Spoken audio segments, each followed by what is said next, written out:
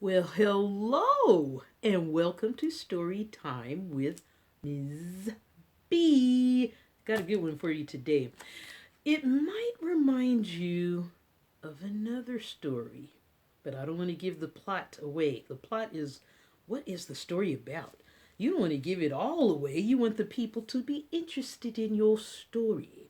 So, what we're going to do is read it. And if it reminds you of some other fairy tale, let Miss B know. Okay, here we go. It is called The Monster Princess, written by D.J. MacHale and illustrated by Alexandra Boiger. Wow, I'm excited already. Let's get right into it. Okay, you ready? I'll read it to you and then I'll show you the lovely pictures. Here we go. Our story began such a long time ago, or was it last week? We really don't know. A mountaintop castle was home to three girls, pretty young princesses, shiny bright pearls. These maidens were precious as 12-carat gems. However, this tale is not about them.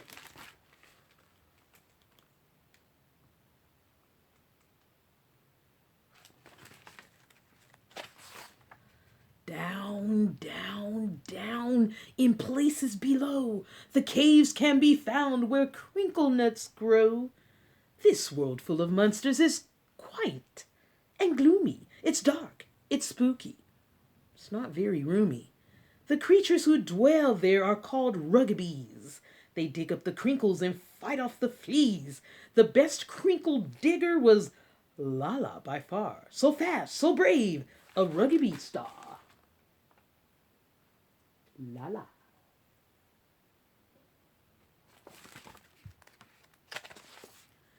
But living in shadow just wasn't her style.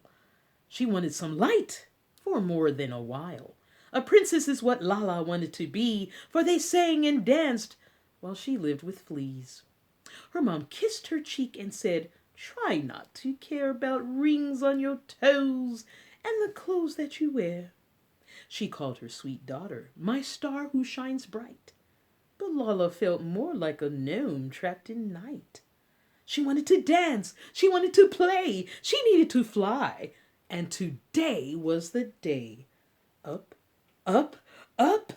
From the dark of her home, she began an adventure to face the unknown.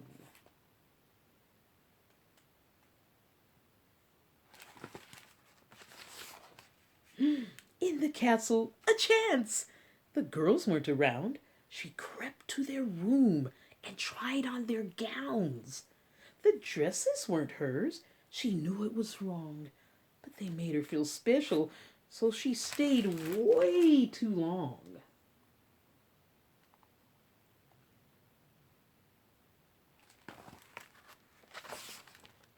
A monster! Our dresses! You're stinky. Get out! The girls all near fainted and would have no doubt. But Lala cried, "Sorry, I just want a chance to live like a princess, to dress up and dance." The princesses stopped all their shouting and fuss. "You want to be special? A princess? Like us?" "Yes," Lala begged. "I may look like a brute, but with dresses and jewelry, I could be quite cute." The princesses huddled and hatched a great plan. "All right," they announced. "We'll do what we can."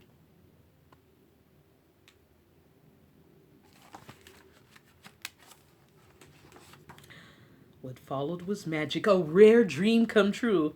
"Relax," said the girls. "We know just what to do." So they scrubbed her and clipped her and brushed out the grime. From monster to princess in next to no time. "To the ball," they declared. Lala smiled with delight. "There's a ball?" she squealed. "In the castle? Tonight?"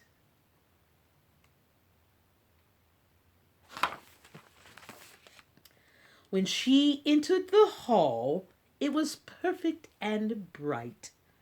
But the ending was not to be happy that night.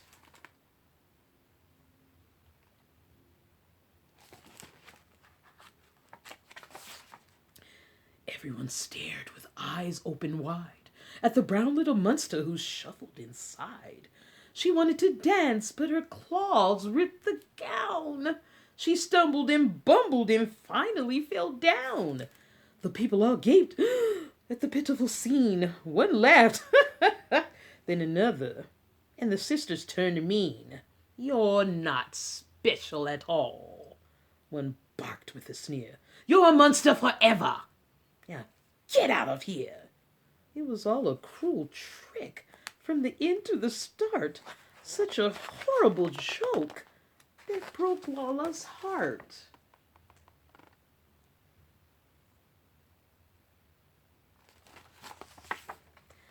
Down, down, down. She fled back to her room. She wanted it dark. She welcomed the gloom. "I belong in this cave, forever a troll, doomed to a life in this shadowy hole." All that was left of her hopes was the gown, the torn, tattered dress that brought her dream down. The gown wasn't hers. Never was, she now knew. Which meant she had something important to do.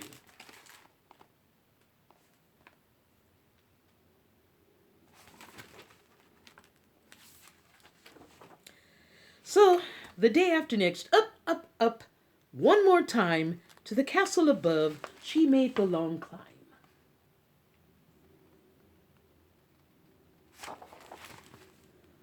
On the way up the path, a shadow arose. Lala crept a bit closer and suddenly froze. She saw the three princesses huddled in fear, trapped by a whiffle who grinned from ear to ear. With sour beast breath, the fiend growled out, "My, I'm hungry today for sweet princess pie." Lala turned and she ran.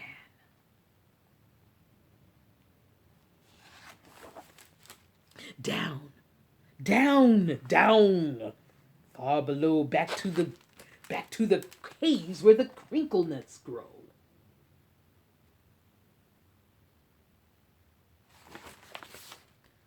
Said the whiffle, "You first. You look tasty to me. After that, I'll eat you, and you're number 3. "Hello, Mr. Whiffle," Lala called with no fear. "If you're hungry, my crinkles are waiting right here." Now, whiffles love crinkles. They eat them all day. Dishlish, he crunched as the girls ran away.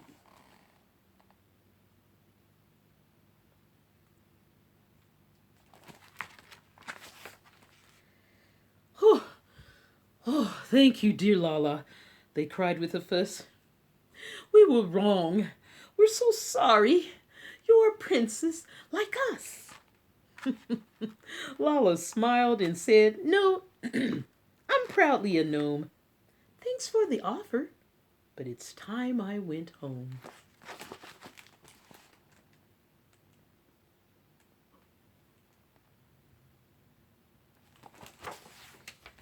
Mom gave a big hug to her star who shines bright and said, "Caves may be dark, but you bring the light." The once gloomy cavern now had a warm glow. Feeling right with yourself will do that, you know. There are all kinds of special. That's what she found true. Lala's tale is now happy, and yours should be too.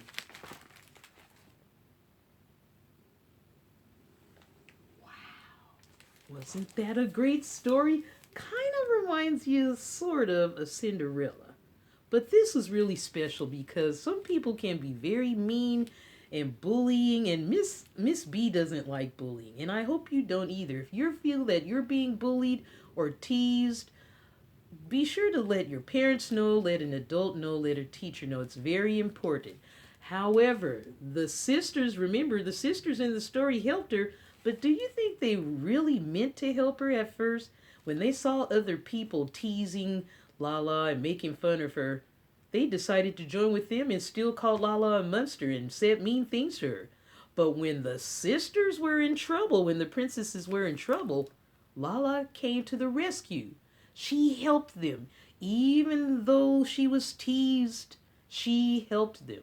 So that meant that Lala was strong. She decided to overcome everything and anything that anybody thought about her, because what was important was what she thought of herself. And that's what Miss B wants you to remember. You are special. Everyone is special. Everyone has a special ability that they can do. It doesn't necessarily have to be singing or dancing. It can be drawing. It can be music. It can be reading. Yes, wasn't that a great story? So much. It's so important to be kind to others and to love. Okay? All right. Now, remember, you know what that means. Where did Ms. B go to get this very wonderful book from the Z Library, mon chéri?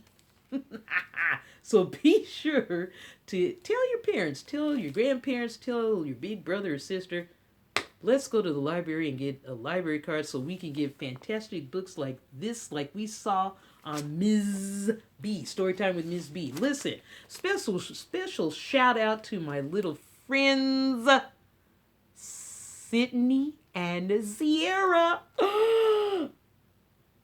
I hope to see you guys soon. I got your message, so we'll have to work something out. Ooh, did I say too much? Ms. B has some special things coming up on future episodes. We're still going to keep reviewing special school things so that you can be ahead of the class and be a busy bee reader and worker in your class. We're going to have some of that coming and other things. I don't want to give too much away, but we're going to have some special things coming up. Listen, my time is up, but I want you to remember, take a look. It's in here. Reading is fun. It's an adventure. Share this video with other friends that might be interested in this story. Tell your parents if they want to see more stories. Go to Ms. B's YouTube channel. It's under my real name, though, so your parents will have to look for it. Okay? I love to laugh. It's good to laugh, too. Okay. I love you all. Have fun reading and encourage your friends to read. Okay? All right. See you next time.